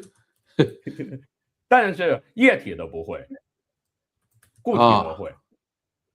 固体因为是说是它的点火时间就是它的这个起飞零时，而液体的话点火时间要早于起飞时间，一般我们 T0是定在起飞的时候。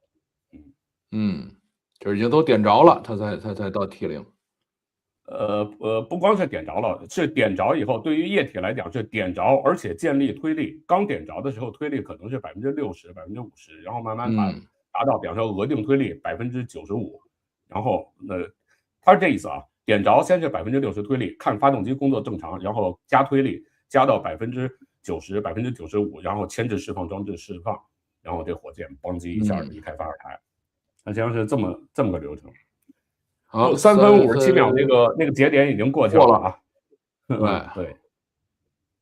中子号发射计划是4季度，对，现在实际上已经比原来计划要推迟了一点。你看这些，他们看的就很随意啊。我看的中国的那个，包括就民营火箭公司的那个发射，实际上也都非常紧张，大家都鸦雀无声的，基本上场面上就不一样。不允许我们有太多那个情感流露，相应来讲不允许有太多情感流露。好，2分啊，咱们接着看。这应该是现场是吧？应该是现场。对。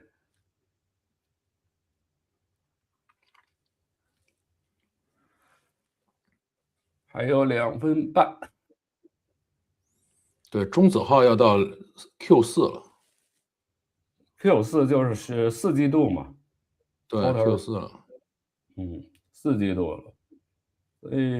但是中子号那个也是一条技术路径。我觉得就是说啊，现在有一点在火箭1子级回收这方面，国外有一种百花齐放、百家争鸣的感觉。所以的话，实际上这是一件很好的事儿。相对来讲，国内实际上整个的这些火箭的都太单一了，主流就是在抄这 SpaceX， 没啥可说的。所以的话，这也是中国的特色。没办法。对，有人把道指明了，对吧？咱就照着走呗。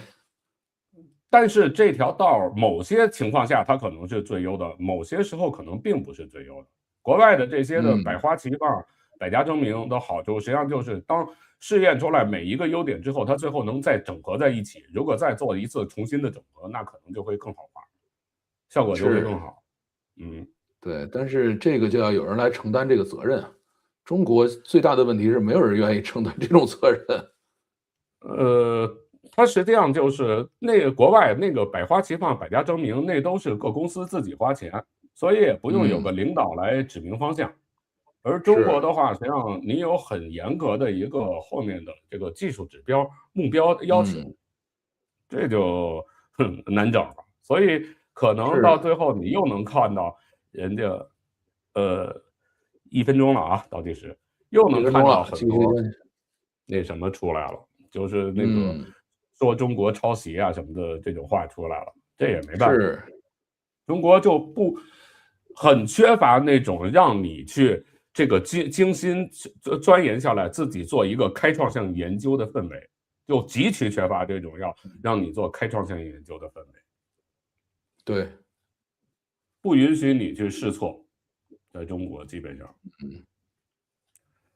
还有26秒，是啊，19秒，我这块的16、15、2。OK， 咱们一起倒计时，10、9、8，你看已经喷水了啊，已经喷水了，先喷水，然后点火。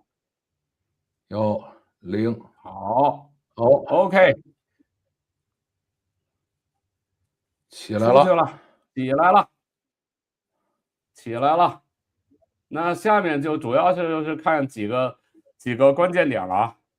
首先呢，就是到这个1分36秒的时候才到这个最大动压点 max Q。实际上只要通过这个数字啊，1分36，我告诉大家，猎鹰9星舰基本上是在1分钟左右。这就说明什么？说明新格伦火箭的相比于它的推力来讲，它的自重显得比较大，所以它起飞的时候的加速度就比较低，比较小，所以它到达最大动压点的时刻就比猎鹰9比星舰晚。这也是未来蓝色起源要努力改进的地方，就改进它的 BE4 发动机，让它的推力进一步增强。大概正常的火箭一般都是在1分钟到1分10秒左右，最迟不超过1分20秒就达到这个最大动压点 max Q。这个是要注意，大家要注意的。所以这个直接就有这个改进的地方。然后到3分05秒的时候，那么一子级的发动机会关机。我们可以看，只不过蓝色起源这块给的这个数据，实际上信息量啊，远远没有 SpaceX 给的信息量多。老范，你把你的那个字幕给它关掉。我研究一下这东西哪儿来的啊 ？CC， 看到 CC 了吗？点一下那 CC。这个。对，把这个关掉。要不然影响别人看这个画面。就等于是什么？到3分05秒的时候，那么一子级的发动机会关机，这个也明显晚于星舰或者说是这个猎鹰9，一般他们是在2分20秒到2分30秒左右。所以总的来看，就只看它这个飞行时序，我们就能看出来，目前状态下的这个新格伦火箭一子级发动机的推力还是不足的。这就是它目前存在的问题，它以后的改进里面要把这个给做好。然后正常情况的话，应该到3分09秒的时候，1、2级会分离。这是这个。不过从目前的状况来看啊，现在已经飞了2分多钟了，我们可以看出来，这个大家不要忘了啊，这个一子级是二飞的时候回收复用的，尽管换了发动机，但主体结构还是这个一飞的，还是这个二飞的。所以的话，如果要是能够回收成功，这真是就是说蓝色起源的一个巨大的成绩，就是成绩和它的不足。我现在等于就看这几分钟的画面，就能够给大家大概先最少告出这2点来，2个主要的。第一个，它的显得推重比不够，推力不足；第二个就是目前来看，火箭的结构设计是相当不错的。当然，我们还得看它最后待会儿这个回收是不是成功。来，分离了。好，1、2级分离了，1、2级分离了，1、2级分离了。那下面的关键的一点呢，一个是2级发动机要尽快点火，3分是要看到2级发动机点火。另外一个呢，就是要看这个一子级这个 re-enter burn， 就是再入点火，还有它最后的蓝丁 burn。到目前为止表现都还是非常良好的。是。这个2级按照飞行时序，它应该已经点火了，但是看不太出来哈，看不出来啊，对啊，看不太出来。那实际上我们下一个比较关注的应该是到7分钟06秒的时候，新格伦火箭的一子级分离后的一子级会在这个 no video， no video 了，它回来了，对，大概到7分多钟的时候，这应该是一子级的画面吧？这是不是一子级的画面？应该是现在切换二子级的画面是在里头。二子级的画面现在不太清楚，二子级那儿是不是有问题？现在不太清楚。一子级这块儿的话，应该是到7分钟的时候，那么它的这个发动机就会进行再入点火，3台发动机进行再入点火。是。现在我们还得保留一点疑问啊，就二子级带着卫星的那一段到底是出了什么问题？因为我没看到二子级发动机点火。按道理的话，3分16秒的时候就应该点火，但是我好像看了到3分40多秒的时候还没看到点火的状态。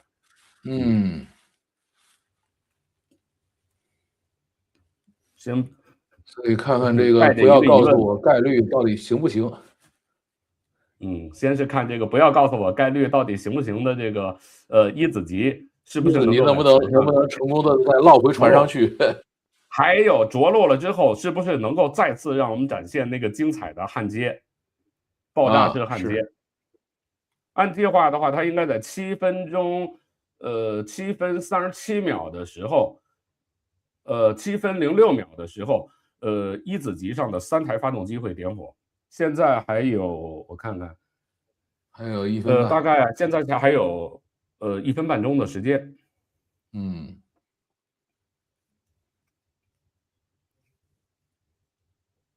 是刚才二子级是画面整个卡了，是卡了，而且我没看到，关键没看到发动机点火，我不知道是传回的数据有问题，还是说现场真正出了问题，那就不了解了。有可能是传回的数据，遥测那块传回的数据有点问题。还有不到1分钟就要进行再入点火。对，你看它那个下面这个时间轴上有一个小疙瘩，估计是走到那个点的时候就差不多该点了。对，它会把重要节点在上头画个小坐标点。对对，那就是7分09秒的。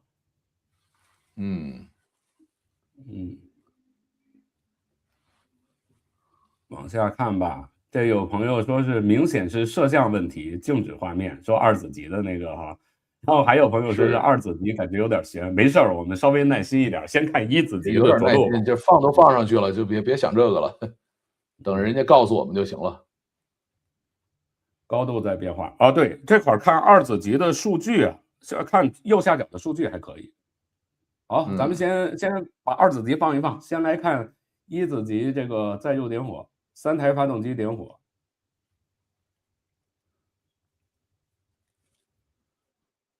这也看不清，它的这个地面遥测实在是有点糟糕啊。按道理的话，应该到7分09秒的时候，应该是一子级的3台发动机啊。7分06秒的时候，3台发动机会点火，然后呢，到了7分37秒的时候，3台发动机会关机，就是那个 re-enter burn， 然后到了8分45秒的时候，那么先是3台，到了8分45秒的时候就是蓝丁 burn， 蓝丁 burn 的话也是先是点3台，到最后降落前再点1台。这是一子级，这是一子级还是二子级啊？实在看不太清楚。应该是一子级，二子级不可能从这个角度拍到。啊，这是一子级，一子级看清楚了。刚才画面太黑，就是一子级。那我们应该能看到，它会点3台发动机，能够看到啊。降落前先是点3台，然后关2台，最后着陆的时候只剩1台。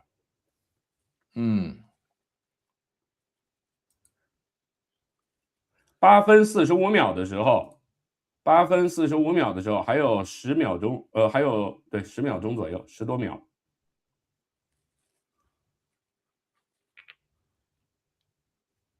39、40，3台能不能点？看不着啊，看不着，看不出来啊。啊，有应该一个是点有一个，3台啊，点了，晚了几秒，晚了几秒。嗯，然后呢，它会点，大概是在9分3秒的时候，那么这个3台会切换成1台。哎呀，这个转播的画面质量太差了。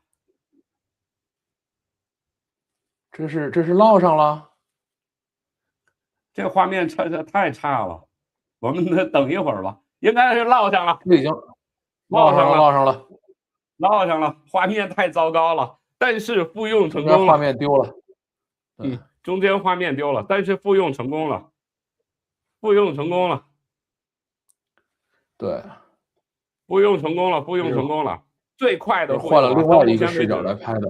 SpaceX 啊，这是船上的视角了。11个月的时间，这个是Blue Origin 用了5个多月，5月零几天，5个月零6天，还是很牛逼的啊。可惜我们看不到，以后可能有画面，就他在那个支腿再把它焊接到甲板上。是，支腿再焊接到。现在冒烟是不是就是在卸燃料了？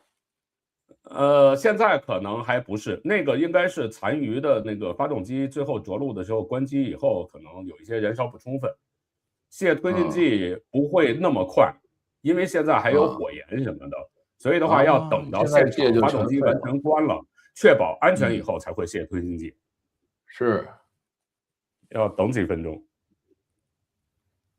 但是现在已经没有这个2子级的所有数据了。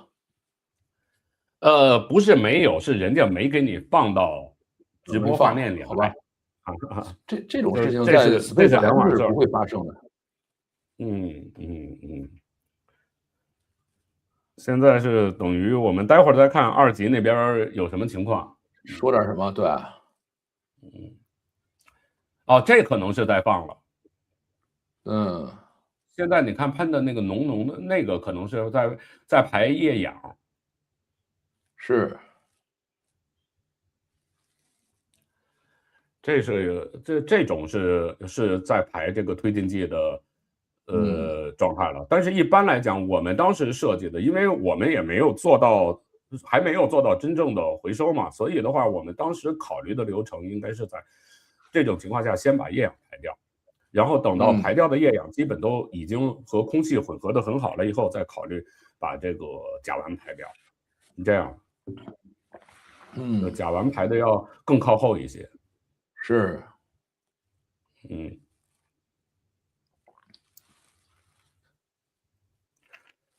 现在好像是2子级那边发动机已经关机了，我刚才听了一声。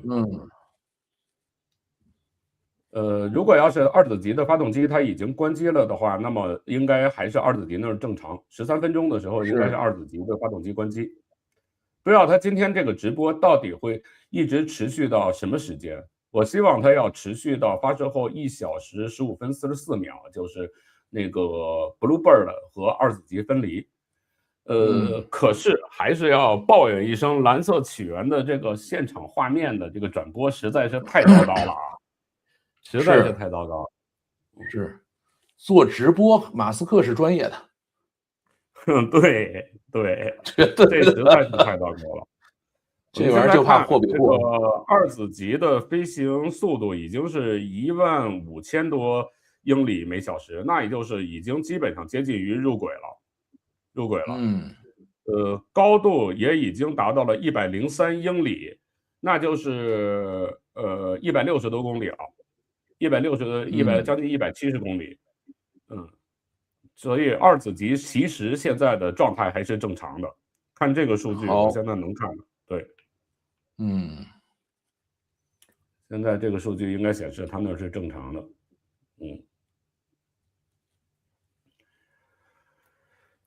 总的来讲，这个今天的这个发射，我觉得新格伦的表现还是挺不错的啊，特别是这个别告诉我概率的这个1子级，这真是我觉得，要是在国内啊。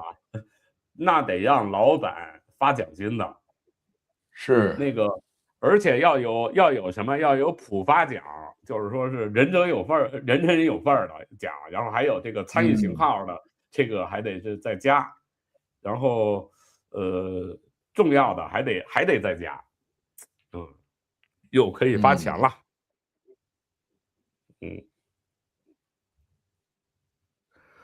对，现在就是在排放那个残余的推进剂，那在这种排液氧的时候，是不是不能见明火？见明火就废了吧？排液氧甚至都还好一点，排甲烷的时候尤其不能见。所以的话，排液氧的，你就像如果要是派一个机器人去的话，我们当时考虑的那个机器人，实际上那个成本里面大概有1/3是要做防爆处理的，是要做防爆处理的那个，等于它的那些各个机械动作全都不能够打火花什么的，所以那会造成它的成本非常非常高，至少1/3的成本是放在防爆上的。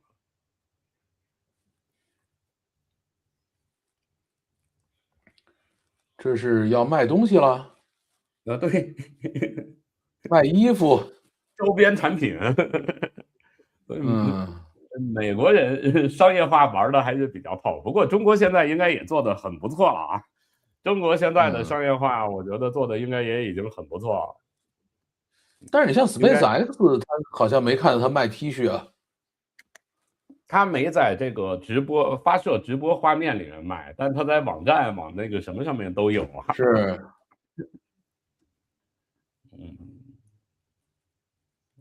所以，到时候我给大家再做一期这个评论的节目吧。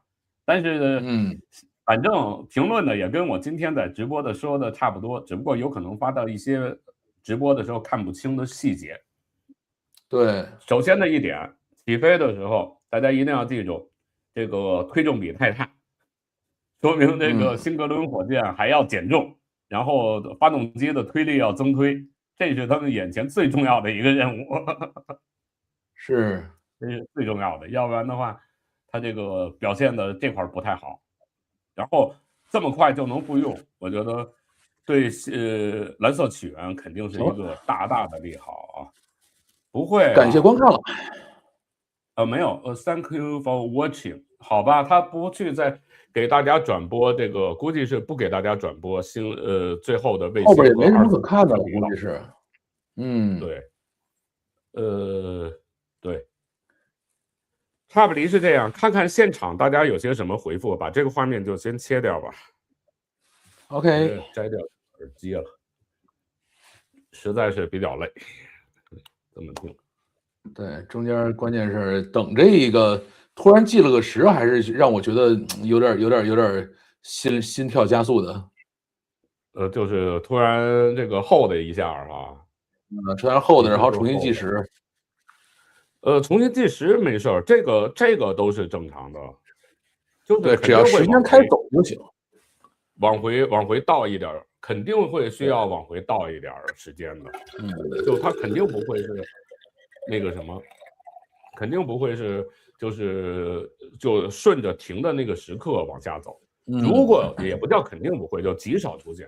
就如果顺着那个时刻往下走的话，说明什么？就是现场的那个报警是误报警，那是顺着那个时刻继续往下走。如果有人在问天兵朱雀现在都什么进度了呀？天兵朱雀他们天兵不前一段刚发射失败了吗？是。朱雀的话现在正在抓紧进行它的这个朱雀3的2飞，想进行这个再做一次这个回收实验呢。我们看到在 X 上不是也已经有报道说它的那个着陆场又已经清理干净，重新油漆了嘛？差不多是这意思吧？所以往下看吧。但是还是那句话，回收，比方说啊，我一直在说，火箭发射回收不是目的，复用才是目的。所以的话，你现在觉得就是连起步还没起步呢，就是起步还没起步呢，这个阶段回收成功了，算是达成了目标的比方说10%，复用成功了，算达成目标的40%，然后多几次复用。像如果我们给现在猎鹰9火箭打个90分的话，那现在的新格伦火箭基本上可以打个30分或25分。然后那朱雀的那种10分以下，好吧，差不多就是这程度。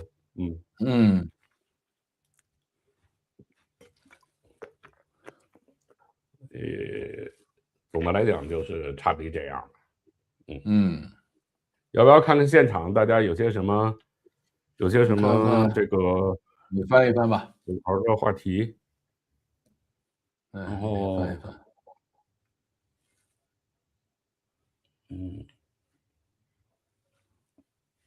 我要没有什么就基本上就结束差不多了。对，新格伦的观赏性太大，我觉得对他那个直播画面实在是太好了，真是这样，骂他。对，但是有说这个，我估计可能过2-3天应该还会有一些更好的画面出来。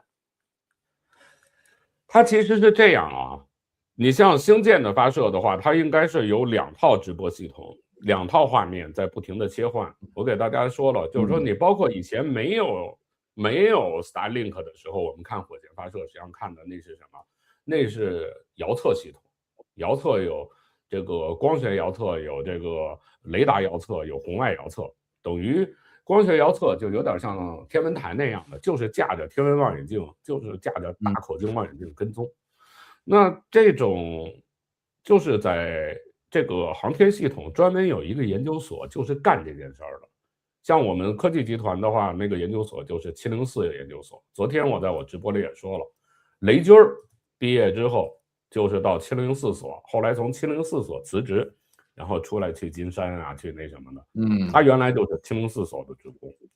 这个遥测系统的话，它不光是要做地面这种遥测，然后也包括像是这个和比如 GPS 卫星啊和这些卫星的这些负责，就是这一块的事儿。所以我们每次执行发射任务的时候，实验队里都会有1-2个704所的人负责他那个系统。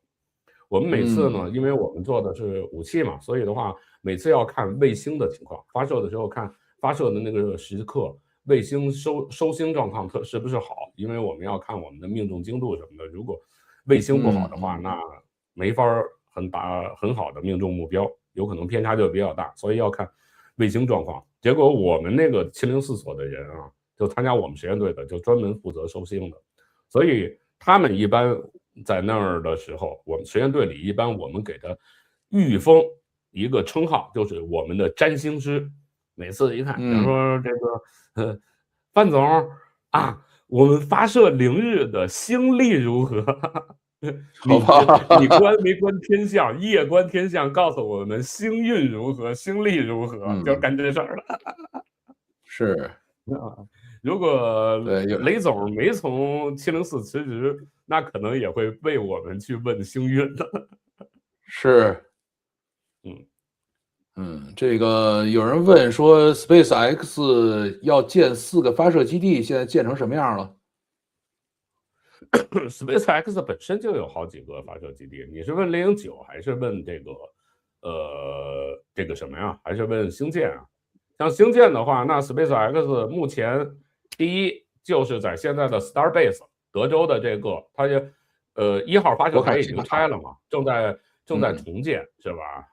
挖排水，挖这个导流槽，设这个喷水系统，他得干这个事儿去了。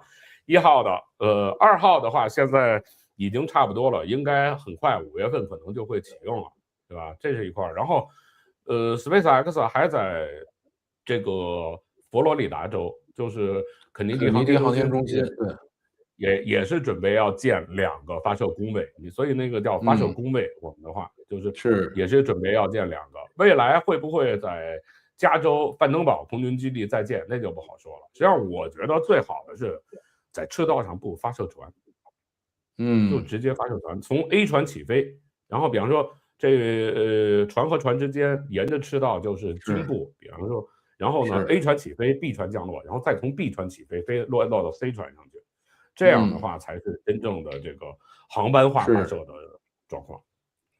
是，说是佛罗里达这个肯尼迪航天中心现在在安装叫 Ship Quick Disconnect B， 估计是不是就是筷子？咱们讲的这个东西。Ship Quick 是飞船的快速脱落连接器，不是筷子。对，是飞船的脱落连接器，就是你看飞船发射的时候，火箭发射的时候会有一个大头，咣当一下从那个从火箭上掉下来，然后要有牵引绳快速把它拉走，就是那个东西。我当时的话，我在原来的那个民营航天企业的时候，就是给他们设计这个怎么样快速把这个插头脱落下来之后，如何快速让它离开火箭。因为你如果慢一点儿，和火箭的舰体撞上，那这个火箭这次发射就失败了，火箭就有可能爆炸了。所以的话，而且你是要保证100%的不能撞上，所以我们在里面要投入巨量的成本，得反复的去计算。就是这一点，当时我们比如用电机签的时候，用伺服电机签的时候，那我就需要伺服电机的响应速度非常快。就是我一旦接到信号，我要求伺服电机响应速度在50毫秒以内，50毫秒以内就能够响应，然后在20毫秒之内就能够从0速度加到它的额定转速，这是我的要求。我当时就问了国内所有的企业，所有的电机企业，他们都没有这个指标。不要说那个什么能不能他做到了，他们就没测过。所以的话，那就没法用。我去问西门子的企业，人家就告诉我我做了。实际上是什么？那是西门子产线的产品，但是他们在生产线完成了生产之后，自己做测试的时候，他们就把这里面性能很好的直接留下来，作为给我们的客户。我就是说，只从这一点，你就能看出来中国为什么在高端的这方面要有很大差距，人家根本就连意识都没有，西门子就有这个意识，这还是最简单的，就是我等于只是用了它的这个不是这种专业定制的产品，或者说是高端产品，是用它产线上的产品，但是在它出厂的时候经过了筛选，只是用了它筛选出来的产品。所以国内整天吹的那些什么赢这赢那的，要明白这一点。中国现在从意识上要差得很远。然后还有一个叫卡纳维拉尔角的航空机啊，那个太空军基地那边呢是刚开工。对，在做。它一个是叫卡纳维拉尔角，还有一个是肯尼迪航天中心吧，那2个挨着，都在佛州，挨着，相距不远。对，然后范登堡现在是基本上没什么信息。加州的范登堡，对，加州范登堡，这就是4个。好，还有吗？这有问爆炸焊的，爆炸焊画面没传过来。对，到时候看看他有没有其他视角的视频可以补充吧。那就得等，然后看蓝色起源后面能够放出什么视频了。我觉得是他应该最少应该撑到，他真是最少应该撑到那什么呀？应该撑到那个卫星释放啊，他不把这个，我估计就是他是不是2子级上就没有什么摄像头，或者说他摄像头整个的拍摄和传输的设备废了，就是他是二子级还是在好好在干活，但是他就是没有视频了。你没有视频的话，大家肯定就不看了呗。我觉得不可能，就是什么意思啊？肯定有，只不过就是不想让你看，肯定有，也有可能。就是其实我特别想看他那个2400英尺的天线怎么展开，这个我估计人家不给他看了。那你看不到，那个你看不到，因为即使是卫星和2级分离了，我跟你讲，后面分离之后的流程是，比方说我说了，它的这个轨道高度大概是550公里、520公里，对吧？那个，但是2级和卫星分离的时候，可能你比如果要是星链卫星的话，它的这个工作高度是550公里，就通常的550公里，但是它的2级和卫星的分离是在200多公里就分离了，然后卫星再依靠自己的推进系统爬到500多公里，直接爬到那个预定自己正常的工作轨道上去。所以你即使是分离了，那个天线展开也要等很长时间的。它爬上去，然后其他都调整好了，所有都调整好了，才把那个天线展。所以那个摄像机也不是2级上面的摄像机了，那就是卫星上也拍不着了。卫星上的一般不会装摄像机，卫星上不装，因为载荷太贵了。是这个摄像机就成本太高了。那个加上个几十克，他妈疯了那个成本。加个几十克那个成本，你不光是要加几十克，你还得把那个信号给传下来啊！对，不是光摄像头的重量，还要有这个摄像机，你还得给它供电啊，供电也是要成本啊，你的供电系统也得加大，所以的话，一般卫星上不会再拍。但是试验的时候有可能有。有啊，我估计这个东西至少3D 仿真的应该有视频。3D 仿真的视频，那个肯定有，那个就看他公布不公布了，那是 ASD 公司的事儿。但是我估计他不会公布，就是怎么应该里面有一些核心机密哈。对，怎么叠这个天线，那个东西，说句实话，那是窍门，你看了你就会了，你看了你就会了。所以他一般不会让你看真正是怎么叠的，你仔细去一帧一帧的去琢磨，你就学会了。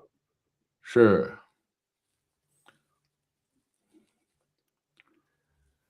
OK， 好吧。你看看还有什么？差不多了吧，咱俩？那也就差不离这样，今天的直播也就到这儿了。后面我看一下，如果要是还有些什么。蓝色起源再放出一些和这一次发射相关的其他的，我再专门做一期给大家解说的节目。好，那这样我们感谢大家收看，再见，拜拜。结束。